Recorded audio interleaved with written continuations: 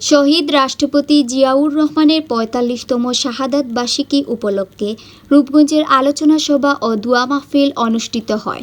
রূপগঞ্জ প্রতিনিধি শরীফ চৌধুরী জানান, শহীদ রাষ্ট্রপতি জিয়াউর রহমানের ৪৫তম শাহাদাত বার্ষিকী উপলক্ষে নারায়ণগঞ্জের রূপগঞ্জে আলোচনা সভা ও দোয়া মাহফিল অনুষ্ঠিত হয়েছে। ৩০ মে শনিবার বিকেলে রূপগঞ্জের গোয়ালাকান্দাইল এলাকার দীপু ভূঁইয়ার বাসভবনে রূপগঞ্জ থানার বিএনপি অঙ্গ ও সহযোগী সংগঠনের উদ্যোগে এ আলোচনা সভা ও দোয়া মাহফিল অনুষ্ঠিত হয়। রূপগঞ্জ থানার বিএনপি সভাপতি অ্যাডভোকেট মাহফুজুর রহমান হুমায়ুনের সভাপতিত্বে অনুষ্ঠানে প্রধান অতিথি হিসেবে উপস্থিত ছিলেন নারায়ণগঞ্জ ১ আসনের সংসদ সদস্য মুস্তাফিজুর রহমান ভূঁইয়া দীপু।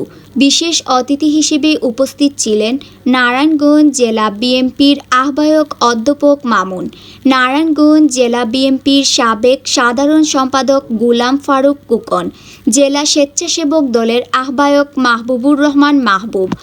অন্যান্যদের মধ্যে উপস্থিত ছিলেন রূপগঞ্জ থানা বিএনপির সাধারণ সম্পাদক বাসির উদ্দিন বাচ্চু, বুলতা ইউনিয়ন বিএনপি সভাপতি আব্বাস উদ্দিন ভূঁইয়া।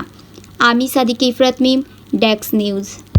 মানুষ যদি মানুষের জন্য কিছু করে তাহলে আল্লাহ তাআলার তরফ থেকে একটি জিনিস আসে, সেটা হলো প্রতিটি মানুষের অন্তরে ওই মানুষের নামটা লেখা থাকে।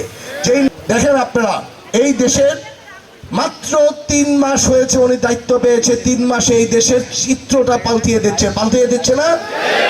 এই দেশের মানুষের অভাব ইনশাল্লাহ দূর করে ছাড়বে। এই দেশকে ইনশাল্লাহ সিঙ্গাপুর মালয়েশিয়ার মতো উনি বানিয়ে ছাড়বে। কারণ উনি কর্ম করে করতে চায়, উনি কাজ করে বাঁচতে চায়। ওনার কাজের মাধ্যমে দেখে পেয়েছি, আমরা দায়িত্ব পেয়েছি মাত্র 3 মাস ধরে। 3 মাস ধরে রূপগঞ্জে যতটুকু কাজ হয়েছে আমি বলতে পারি সারা বাংলাদেশে কোথাও এত বড় কাজ হয়েছে। 100 কোটি টাকার ব্রিজ শুরু হয়ে গেছে কায়েতপাড়ায়। তারাবতে 4টা রাস্তার কাজ ধরেছি, ইনশাল্লাহ সামনে 180 কোটি টাকার কাজ আসতেছে তারাবতে।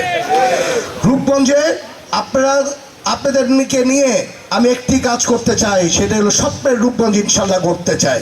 আপনারা কি আমার সাথে থাকবেন?